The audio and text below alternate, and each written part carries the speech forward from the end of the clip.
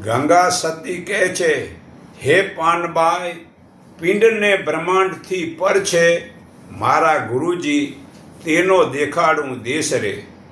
અને પિંડ એટલે શરીર, અને જે બ્રહ્માંડ એટલે આંખે દેખાતી આ સૃષ્ટિ, તેનાથી પર એટલે જુદો છે મારો ગુરુજી, તેનો દેખાડું દેશ રે. એટલે આ શરીર અને સૃષ્ટિની વચ્ચે જે દેખાતું નથી તે નિરાકાર પરમાત્મા છે. જે दिखे सो कुछ ने कुछ, जो न दिखे वो सब कुछ. तो જે દેખાય છે તે માયા છે, જે દેખાતું નથી તે નિરાકાર પરમાત્મા જ સબ કુછ છે. તો સદ્ગુરુ પરમાત્માને શાન જ્ઞાનના ઈશારા વડે પરમાત્માના નિરાકારના દર્શન કરાવે છે. પછી તે મનુષ્યને મંત્ર બોલવાની જરૂર નથી. ખાલી આંખ ખુલ્લી રાખીને તે સતત જોયા કરે. તેનાથી મોટો કોઈ મંત્ર કે મોટો કોઈ લાભ થતો નથી. અને આંખ પોતાની મેળે મીચાઈ જાય તો ભલે સમાધિમાં મીચીને તેમાં પરમાત્માનું ધ્યાન કરવું. તે ખાસ નાભીમાં તો વધારે લાભ થાય છે. ઓમ સોહમ મારા, ઓમ સોહમ મારા, વલોણા ગાજે નામ મોતીડા મારો, હસલો ચણે ઈંગલા ને પિંગલા સૂક્ષ્મણા નાડી. ત્રિપુટીમાં જઈ એ તો સમાણી, ત્રિપુટીનો ભેદ મારા ગુરુજી જાણે. હે નામ મોતીડા મારો, હસલો ચણે વીણા વાદળ ત્યાં વાજા વાગે. વીણા વિના ત્યાં વાજા વાગે. ગોર શબદ ગગનમાં ગાજે, નામ મોતીડા મારો, હસલો ચણે. ગગન મંડળની ગોખમાં બેઠા, ઓમ સોહમ શબ્દ લાગે છે મોતી. સુરતા શબ્દમાં જઈને મળી, નામ મોતીડા મારો, હસલો ચણે. દસમા દ્વારમાં સદ્ગુરુ બેઠા, સદ્ગુરુ નિરખ્યાને આ સુરતે પોરાવ્યા. ત્રિવેણીનો સંગમ જુઓ, ત્રિવેણીનો સંગમ જુઓ. ગંગા એટલે નામને સમજો, જમુના એટલે રૂપને સમજો, અને તે બંનેની વચ્ચે સરસ્વતી એટલે પરાવાણી ગુપ્ત રીતે વહી રહી છે, તેને પરાવાણી સમજો. જે નિરાકારનો આત્મા વડેની આ સુરતાને સમજો તો જીવ, પ્રકૃતિ અને ઈશ્વરને ત્રિવેણીમાં સ્નાન કરવું છે. તો ડાબે નાકે શ્વાસ લો, જમણે કાઢો તો સુષુમ્ના ચાલશે ને ત્યારે વિવેક, વિચાર ને સુરતાને નાભીમાં ઉતારો. તેથી મોટો લાભ થાય છે ને તેથી સાચું જ્ઞાન થાય છે. તો નામ, રૂપ અને વાણી છોડી દો. તે ત્રિવેણી સંગમથી જ મૌનમાં લાભ મોટો થાય છે. તો ખરેખર આપણે અત્યારે જે કાંઈ પરમાત્માના દર્શન કરતાથી વધુ લાભ ઓળખવાથી મોક્ષ થાય છે.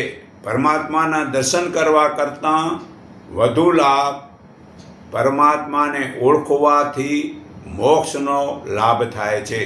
તો જુઓ, ભક્ત નામદેવને સાકાર ભગવાનના દર્શન થતાં હતાં, પરંતુ પરમાત્માના અસલી સ્વરૂપનું જ્ઞાન નહોતું.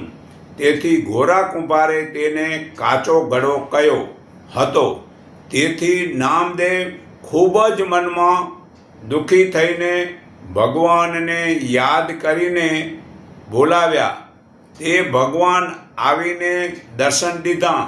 તે નામદેવે ભગવાનને પૂછ્યું કે હું તમોને જ્યારે જ્યારે યાદ કરું છું ત્યારે ત્યારે તમો આવી મને દર્શન આપો છો, તો હું કાચો કેમ? ત્યારે ભગવાને તેને કહ્યું કે તું ખરેખર હજુ કાચો છે. તું મારા અસલી મૂળ સ્વરૂપ ચેતનને જાણતો નથી, માટે તું હજુ કાચો જ છે. તો ભગવાન મને બતાવો કે હું આપના મૂળ સ્વરૂપને કેમ ઓળખું? ત્યારે ભગવાને કહ્યું, તું આત્માજ્ઞાની સંત વિશોબા ખાચરની સેવા કર, તેનો સત્સંગ સાંભળ, પછી તેને પ્રશ્ન પૂછી તે તને મારા મૂળ ચેતન સ્વરૂપને ઓળખાવશે. ત્યારે તું પાકો કહેવાઈશ. તે શ્રી નામદેવે વિશોબા જીવતાને સેવા કરી, તેનો સત્સંગ સાંભળી, તેને પ્રશ્ન પૂછી તેને પરમાત્માના મૂળ ચેતન સ્વરૂપની ઓળખાણથી તે પાકો કહેવાયો. પછી પોતાને આત્માજ્ઞાન પ્રાપ્ત થયું. તેથી પોતાને અનુભવ થયો. તો ગીતા, વેદ વગેરે ધાર્મિક ગ્રંથો વાંચવાથી માહિતી મળે છે, પણ આત્માનું જ્ઞાન તો જીવતા આત્માજ્ઞાની પાસે જવાથી જ મળે છે. તેથી તે પાકો પોતાને અનુભવ થાય છે. તે આત્માજ્ઞાન ક્યારે પણ ભૂલાતું જ નથી.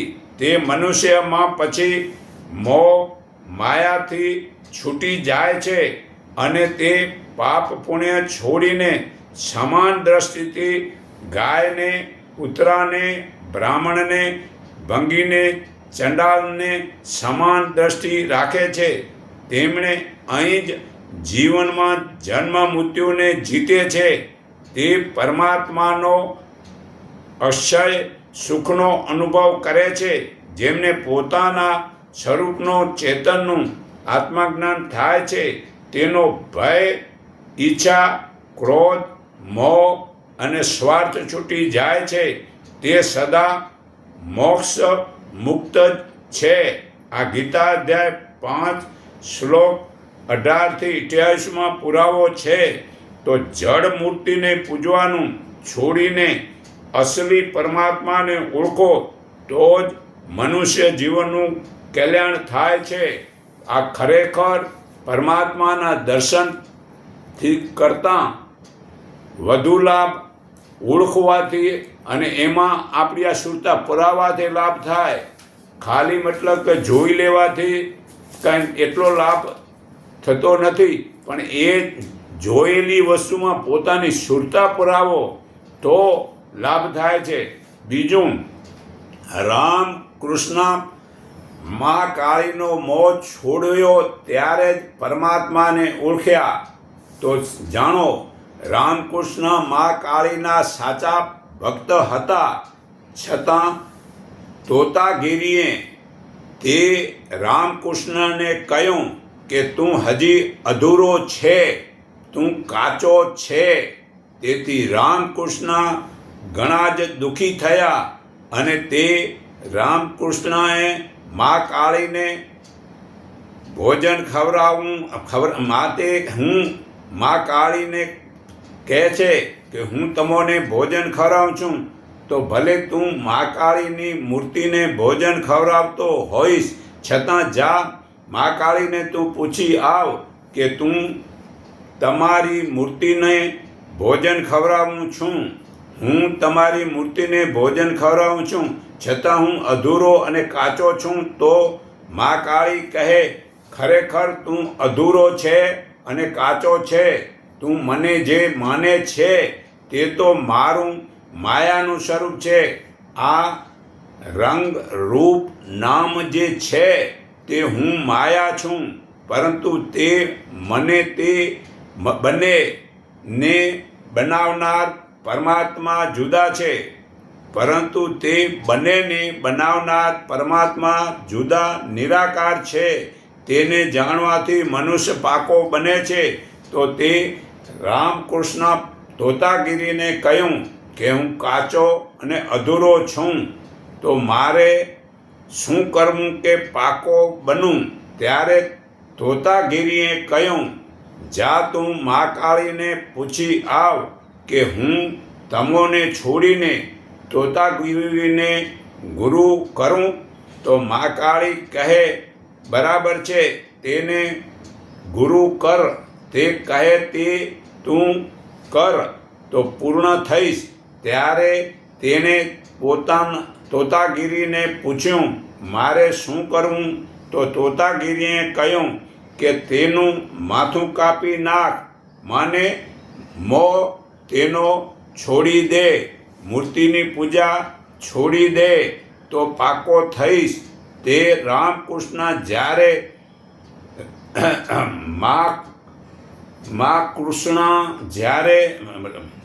રામકૃષ્ણ જ્યારે તે મૂર્તિનો મોહ છોડીને તોતાગીરીએ આત્માજ્ઞાન આપ્યું, ત્યાર તે રામકૃષ્ણ પરમહંસ કહેવાયા.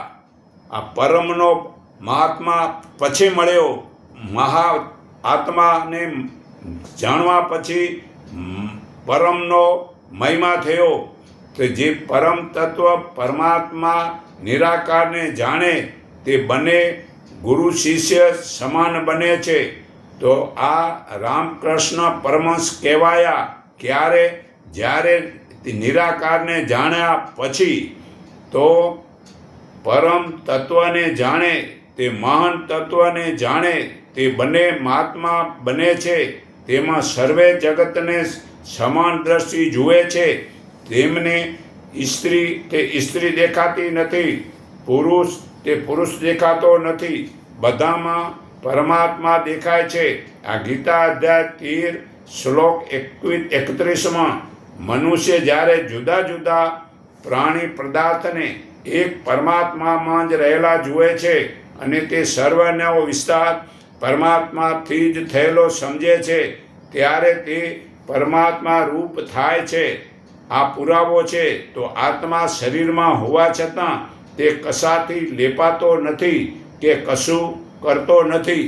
જે થાય છે તે પરમાત્માની પ્રેરણાથી જ થાય છે. પરમાત્મા જે જીવાત્માના શરીર વડે જે કરાવવા ચાહે છે તે જ થઈ શકે છે. તો ખરેખર નામ મંત્ર રૂપ છૂટે તો પરમાત્માને પામે છે. ખરેખર મનુષ્ય ભૌતિક વસ્તુની ઘણી જ પ્રગતિ કરી હોવા છતાં તે પોતાના આત્મા જ્ઞાનમાં હજુ અધૂરો છે. તો આત્મા જ્ઞાન માટે નામ મંત્ર કે રૂપને જોડવું કે જોવું નથી. આત્મા જ્ઞાની માટે કોઈ સંપ્રદાયની જરૂર નથી. સંપ્રદાય છોડવાથી જ જ્ઞાન થાય છે. સંપ્રદાયવાળા કોઈ જળને પૂજાવે, કોઈ દીવો કરાવે, કોઈ યજ્ઞ કરાવે, તેનાથી કોઈ પારગત થતું નથી. ખરેખર આત્મા જ્ઞાન માટે, પરમાત્મા પ્રાપ્ત કરવા માટે મુખેથી કોઈ જાપ જપવાની જરૂર નથી. ભક્તિ કરવા માટે જે 4 વાણી પરા, પછતી, મધ્યમાં અને વેખરી, આ 4 વાણીની જરૂર નથી. 52ની બહાર જવું છે ત્યાં આ વાણીની જરૂર નથી. અને મૂળ પ્રકૃતિ સત્વ, રજસ અને તામસ આ 3 ગુણોવાળી માયા છે. બુદ્ધિ, મન, અહંકાર અને 5 વિષયો, 5 જ્ઞાનેન્દ્રિયો 5 કર્મેન્દ્રિયો ને 5 મહાભૂત, આ 24 તત્વો જડ છે. તેના વડે જે વેર, ઈચ્છા વગેરેથી હૃદય મેલું થાય છે. ગીતા અધ્યાય 13 શ્લોક 6 થી 7 પુરાવો છે. જે ઈચ્છા, વેર વગેરેથી જડતા આવે છે, અહંતા, મમતા અને મનના ગુણો છે. જૂઠ, નિંદા અને કઠોરતા એ વાણીના ગુણ છે. ચોરી, વ્યભિચારી, હિંસા આ શરીરના ગુણ છે. આ ખરાબ ગુણોને છોડવા માટે, હૃદયને પવિત્ર કરવા માટે ગંગા, જમુના અને સરસ્વતી એટલે ઈંગલા, પિંગલા અને સુષુમ્ના પ્રાણાયામથી આત્મા પવિત્ર થાય છે. આ અભ્યાસ સૌને પરમાત્મા પ્રાપ્ત કરવાના માટેનો છે. તો નામ, મંત્ર કે રૂપને જોવું નથી તો તેવા તરંગો બને છે. જો આપણે નામરૂપને જોશું તો તેવા તરંગો બને છે. તે ફરી બીજા જન્મમાં ભોગવા પડે છે. પણ આપણે પોતાના ચેતન આત્માના તરંગો બનાવવાથી સર્વેના રોગ મટે છે. એ માટે આપણને શુદ્ધ શ્વાસની જરૂર પડે છે. તો શુદ્ધ શ્વાસ કોને કહેવાય છે? જ્યારે આપણે નામ, મંત્ર કે રૂપને છોડી દેશું ત્યારે શુદ્ધ શ્વાસ થાય છે. તે સ્થૂળથી સૂક્ષ્મ, સૂક્ષ્મથી સૂક્ષ્મ પરમપિતા પરમાત્મા સુધી પહોંચવું છે. તે પરમાત્માને પામવા છે. ત્યારે કોઈ પણ ઇન્દ્રિયોની જરૂર નથી. તો શરીરમાં, નાભીમાં પરમાત્માને જાણવા છે. તે ભૂતકાળ, ભવિષ્યકાળને છોડી વર્તમાનમાં શરીર, આનંદ, નાભીમાં વધુને વધુ સ્થિર થવાથી મળે છે. પરમાત્માની પ્રાપ્તિ થાય છે.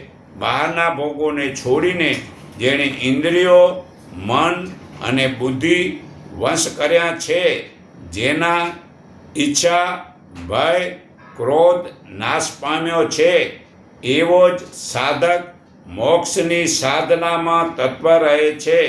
તે સદા મુક્ત જ છે. આ ગીતા અધ્યાય 5 શ્લોક 27-28 પુરાવો છે. તો જ્ઞાન વડે મનની શુદ્ધિથી પરમાત્માની પ્રાપ્તિ થાય છે.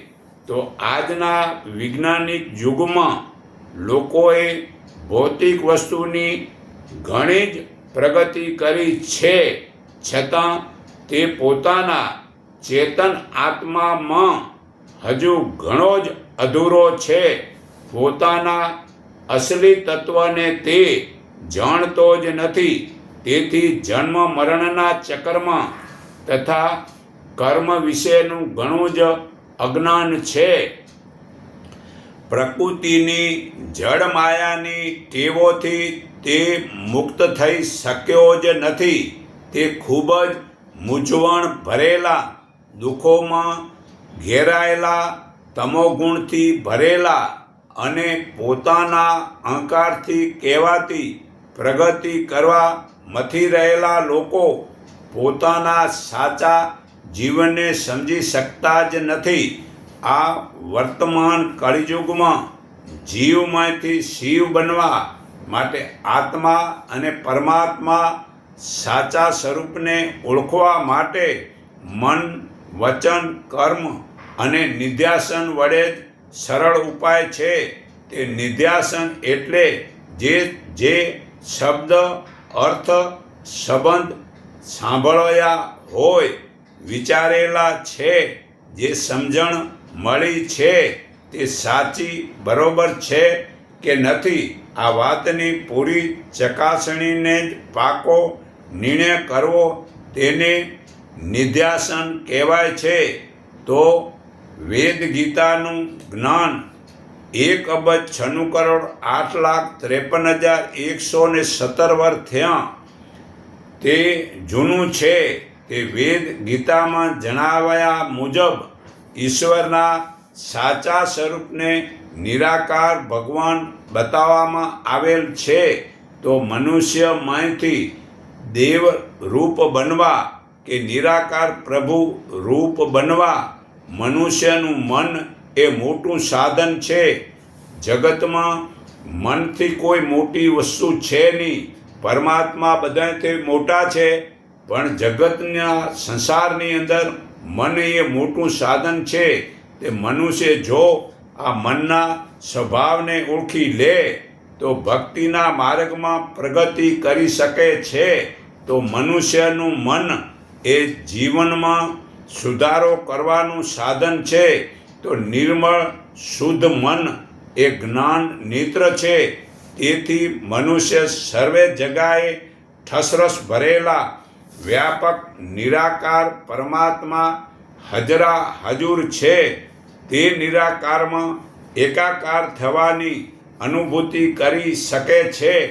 તો આજના વૈજ્ઞાનિક યુગમાં માનવીના મન ઉપર કેટલાય પ્રકારના વ્યવહારિક જ્ઞાનના બોજા ઊભા કરવામાં આવે છે. સંસારિક રીતે ઉપયોગી જ્ઞાન મેળવી મનુષ્ય કદાચ શરીરનું સુખ તેમજ ધનનું સુખ માણી શકશે, પરંતુ જન્મ પૂરો થયા પછી જે જ્ઞાન નાશ પામતું જ નથી તે આત્મા જ્ઞાન છે. તે સદ્ગુરુ વડે જ મળે છે. તે પરમાત્મા તે બહાર અને અંદર શરીરમાં છે. આ ગીતા અધ્યાય 13 શ્લોક 16માં પુરાવો છે. તો આહાર, નિંદ્રા, ભય, મિથુન તે પશુ વગેરે કરે છે, પણ મનુષ્યને તે બ્રહ્મજ્ઞાન ન થયું તો તે મનુષ્ય પશુ સમાન જ છે. તો જ્ઞાન વિના મન સ્થિર નહીં થાય. તો જ્ઞાન ગુરુ પાસે જવાથી જ મળે છે, ને ગુરુ સાચા હોય તો પરમાત્માનું જ્ઞાન અપાવે છે. તો ખરેખર આપણે જ્ઞાન જાણવું હોય તો ઘણી જ વસ્તુ જાણવાની જરૂર છે. તો રામ જેવું બાળક જોઈતું હોય તો દશરથ અને કૌશલા બનવું પડશે. તે દેવ, ગુરુ વગેરેનું પૂજન, પવિત્રતા, બ્રહ્મચાર્ય અને અહિંસા એ શરીરનું તપ કરવું, કોઈને ખોટું લાગે તેવું ન બોલવું, સત્ય, પ્રિય અને હિતકારી વાણી બોલવી તથા વેદશાસ્ત્રનો અભ્યાસ અને પરમાત્માનું નિત્ય સ્મરણ એ વાણીનું તપ કરવું પડે છે. મનની પ્રસન્નતા, મૌન, આત્મા સંયમ અને ભાવનાની શુદ્ધિ એ મનનું તપ કરવું પડશે. આ ગીતા અધ્યાય 17 શ્લોક 14થી 16માં પુરાવો છે. તેવું જો મા બાપના જીવનમાં ઉતરે તો સંતાન સારા બને છે. બાકી હલકી ગુણવાળા પિક્ચર કે ટીવીની સિરિયલો જોઈને, હોટલોનું ખાઈને, ખોટું બોલી, ધન કમાઈને જે મોજ શોખના વ્યસનો ફેશનોમાં ચંચળતા મનમાં થાય છે, તે મા બાપે સારા બાળકોની આશા રાખવી, જે બાવળ વાવીને કેરીની આશા રાખવી તે ખોટી છે. જે પહેરવેશ પ્રત્યે નફરત હતી તે અત્યારે ગૌરવપદ ફેશનો બાળકોમાં પ્રભાવ પડે છે, તે ભૂલ છે. તો સૌથી મુશ્કેલમાં મુશ્કેલ શું છે? આ દુનિયામાં ધન, ગાડી, બંગલો, વૈભવ, ચીજો કે સ્ત્રી, પુત્ર વગેરે તે મુશ્કેલ નથી. એ તો પાપીના ઘેર હોય છે.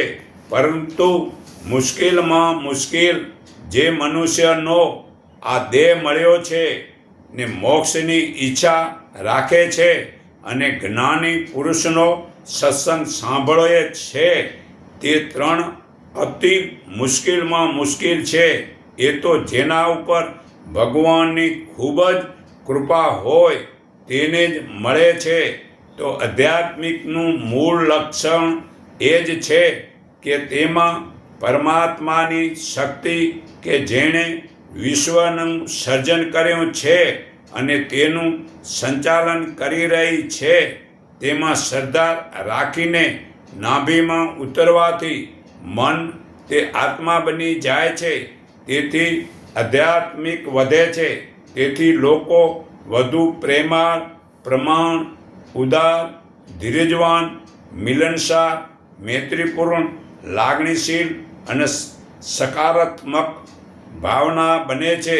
તેઓ જ જીવનમાં સત્ય, પરમાત્માનો આનંદ અને સુખોનો અનુભવ કરે છે અને બીજાના કલ્યાણની પ્રવૃત્તિઓ કરે છે. તંદુરસ્તી સુધારવામાં અને દુઃખ મટાડવામાં સહાયરૂપ બને છે. તો આધ્યાત્મિક પ્રવૃત્તિઓ વડે કર્મોને ફેરવી શકાય છે. તેથી ઓજસ વધે છે. તે ઓજસ વડે આભામંડળ શક્તિશાળી બને છે. તેથી બહારની મેલી વિધા શરીરમાં પ્રવેશતી નથી. તો ખરેખર મનુષ્યને આત્મા જ્ઞાન મેળવવું એ જરૂરી છે. તો હું અમુક શબ્દોના અર્થની સમજણ આપું છું.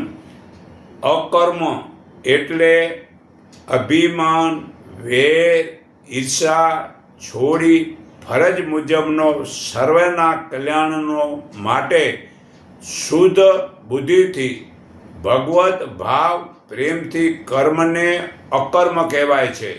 ઘણા માણસને આ સમજણ ન હોય એના માટે. પછી કર્મ કોને કહેવાય છે?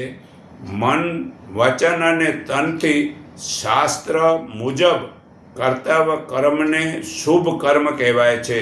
પછી ત્રીજું કે વિકર્મ એટલે કે જે કર્મથી પાપ થાય છે. ચોરી, જૂઠ, કપટ, વ્યભિચાર, હિંસા, બોલીને ફરી જવું વગેરે પાપ કર્મને વિકર્મ કહેવાય છે. આ ગીતા અધ્યાય 4 શ્લોક 16-17 પુરાવો છે. તો ચોથું, સનાતન એટલે નિત્ય એક સમાન રહેનાર, જન્મે નહીં, મરે નહીં, બળે નહીં, ભીંજાય નહીં, કપાય નહીં, સુકાય નહીં, અજર અમર પરમાત્માને સનાતન કહેવાય છે. આ ગીતા અધ્યાય 2:24 પુરાવો છે. પાંચમું, અનન્ય ભાવ. ઘણી જગ્યાએ ગીતામાં લખેલું હોય અનન્ય ભાવ એટલો એનો અર્થ થાય કોઈ પણ આશા રાખ્યા વિના પરમાત્માને ભજે એટલે પરમાત્માને જુએ તો તેને શ્રેષ્ઠ જ માનવો તે ઉત્તમ છે. આ ગીતા અધ્યાય શ્લોક 9:30 પુરાવો છે.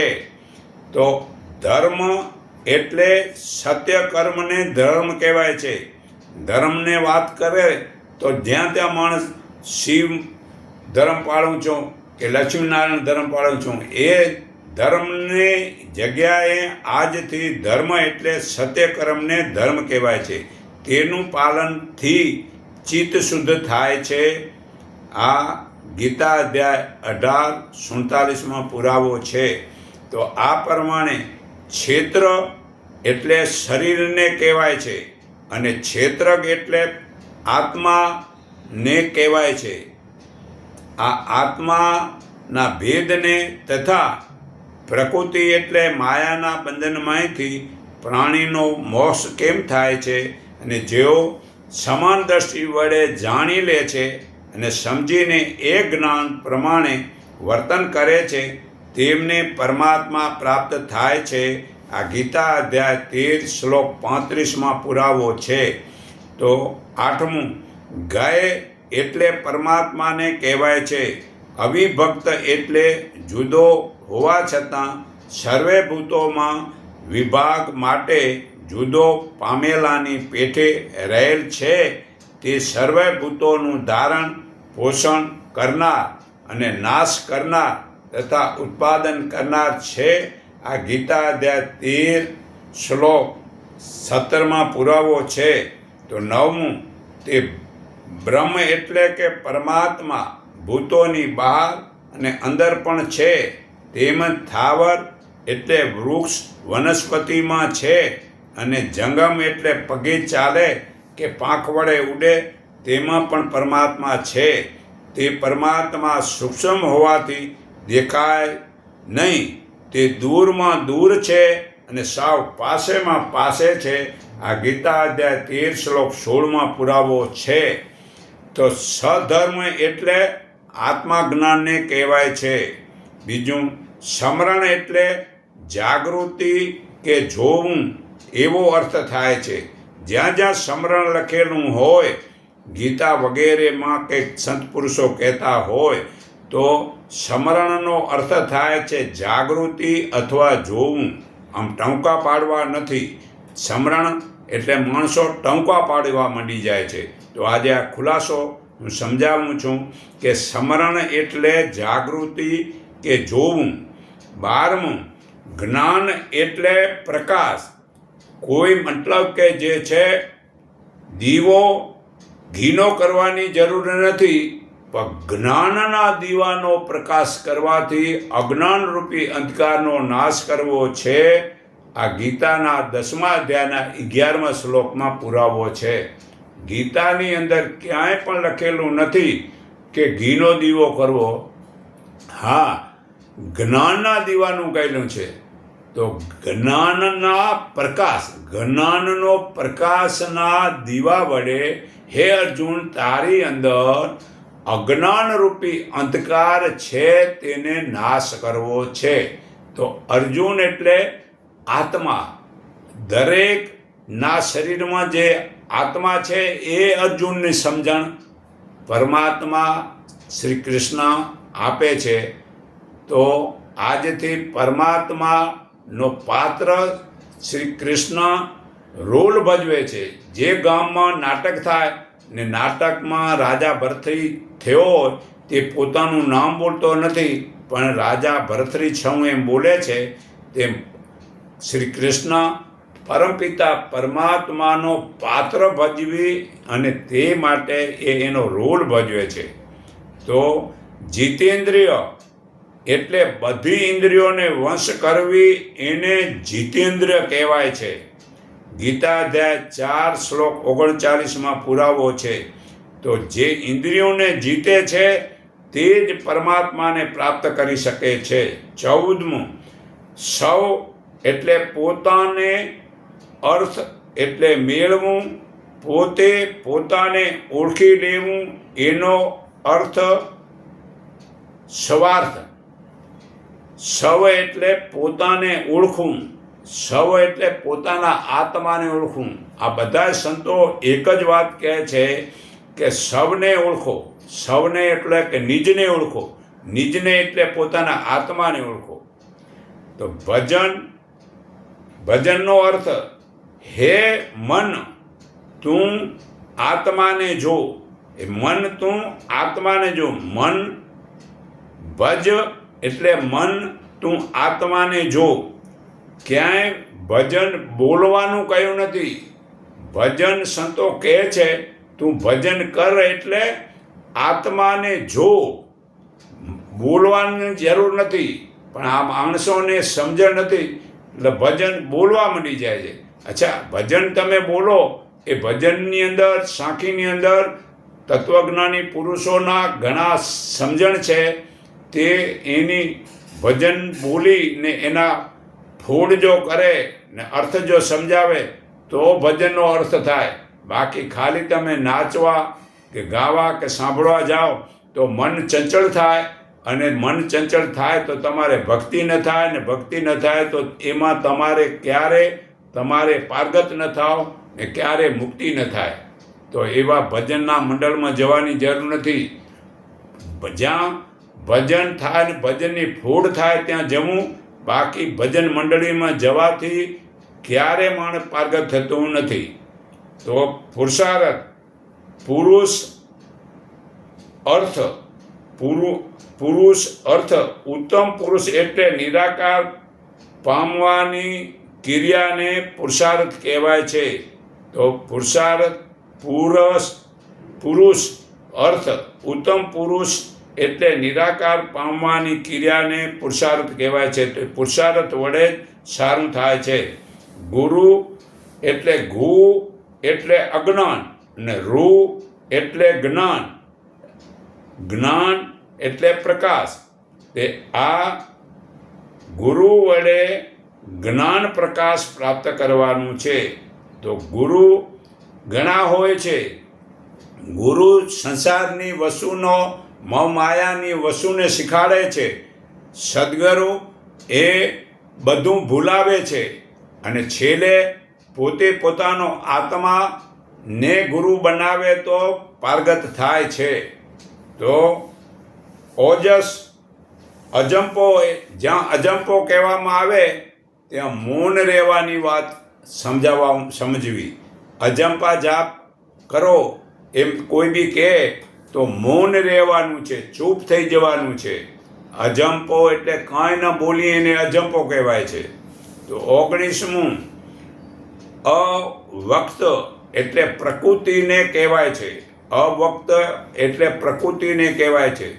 ઓમ અક્ષર આત્મા સ્વરૂપ છે, છતાં એ 52ની અક્ષર એ 52 ઓમમાંથી બને છે. 16 સ્વર ને 36 વ્યંજન. 16 અને 36નો ટોટલ કરો તેને 52 કહેવાય છે. ત્યાં 52ની બારે નીકળી જવું છે, તેને આત્માનું જ્ઞાન થાય છે. 21મું વિજ્ઞાન એટલે અનુભવ.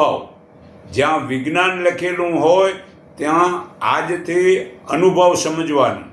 22મું મનને મારી નાખે એનું નામ મંત્ર. તો મારી નાખવું એટલે મનની વસ્તુ એને ભૂલી જવું છે.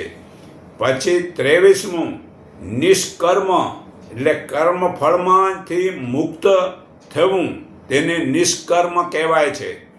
24મું સિદ્ધિ કરતા કર્મ ત્યાગથી નથી થતી. સિદ્ધિ કર્મ ત્યાગથી થતી નથી, કર્મ કરવાથી જ સિદ્ધિ થાય છે. જ્યાં સિદ્ધિ કરવી હોય તો જે કાંઈ આપણે બોલીએ તો વાણીની સિદ્ધિ થાય, જે રસોઈ કરીએ તો હાથની સિદ્ધિ થાય, ધન કમાઈએ તો ધન સિદ્ધિ થાય. તો ગમે તે સિદ્ધિ કર્મ કરવાથી જ થાય છે. પછી સ્વભાવ વિશિષ્ટ ગુણ. સ્વભાવને વિશિષ્ટ ગુણ કહેવામાં આવે છે. પછી કર્મ ત્યાગથી સિદ્ધિ પ્રાપ્ત થતી નથી, કર્મ કરવું જ પડે. બીજું 25મું જ્યાં ઉત્ગંતા લખેલું હોય એટલે ઋણ ઉતારવા. તમે આ ઋણ ઉતારો, ઉત્ગંતાનો અર્થ એ થાય છે. તો આજથી એ જાણી લો, જ્યાં ઉત્ગંતા કહેવામાં આવે એટલે ઋણ ઉતારવા. 26મું સ્થિર પ્રગટના લક્ષણો દુઃખ સુખના સમાન રહે. રામને ગાદી મળી કે વનમાં જવું પડ્યું, છતાં ચહેરામાં કોઈ ફરક નહોતો. એ સ્થિર પગના લક્ષણ કહેવાય છે. સ્થિર પગના લક્ષણો આમ સમાન ભાવ. ગમે તેવું દુઃખ આવી પડે તો પણ એવી જ સ્થિતિ, અને સુખ હોય તો પણ એવી જ સ્થિતિ રાખે, એને સ્ત્રી પ્રજ્ઞા કહેવાય છે. પછી ચારિત્ર. રામે એક જ પત્ની કોઈની વસ્તુ ન પડાવો તો એ ચારિત્રવાન કહેવાય છે. પોતાને મળેલી વસ્તુ સિવાય બીજી કોઈ પણ વસ્તુની આ મારી કેમ થાય એવી ઈચ્છા પણ ન ધરાવી તો એનું ચારિત્ર સુધરે છે. તો રડાવ્યે એ રાવણ અને માર્યા પછી તેનું કાંઈ લીધું નહોતું. તો જુઓ, ચારિત્રવાન કેને કહેવાય છે કે રામે રાવણને મારીને સોનાની લંકા હતી, છતાં એમાંથી કાંઈ પણ લીધું નહોતું. તો જે કોઈ પણ બીજાની વસ્તુ ન લે એનું ચારિત્ર સુધરે છે. પર એટલે મહાન, પર એટલે મહાન વસ્તુને પર કહેવાય છે. પરમ એટલે પરમપિતા પરમાત્માને પરમ કહેવાય છે. વિજ્ઞાન એટલે અનુભવ, શુદ્ધ આત્મા જ્ઞાનને વિજ્ઞાન કહેવાય છે. તો નામ મંત્ર બોલો છો તે નામ મંત્ર મોટા કે બોલવાવાળો મોટો તે આજથી જાણી લો. બોલવાવાળો મોટો છે, આ બોલવાવાળો માય છે એટલે મંત્ર બોલાય છે. તો મંત્ર કોઈ મોટો નથી, બોલ્યાવાળો અંદર જે છે એ મોટો છે. તો આજથી જે બોલ્યાવાળાને ઓળખી લો તો એ મોટામાં મોટો તેને લાભ થાય છે. તો દયા ધર્મનું મૂળ છે અને જે લોભ તે પાપનું મૂળ છે. તો દયા રાખો તે ધર્મનું મૂળ કહેવાય છે. તો ધર્મ ખરેખર સત્યકર્મને ભલે કહેવાય છે પણ મૂળ ધર્મનું મૂળ એટલે દયા સમજો. ગાયનું ઘી 10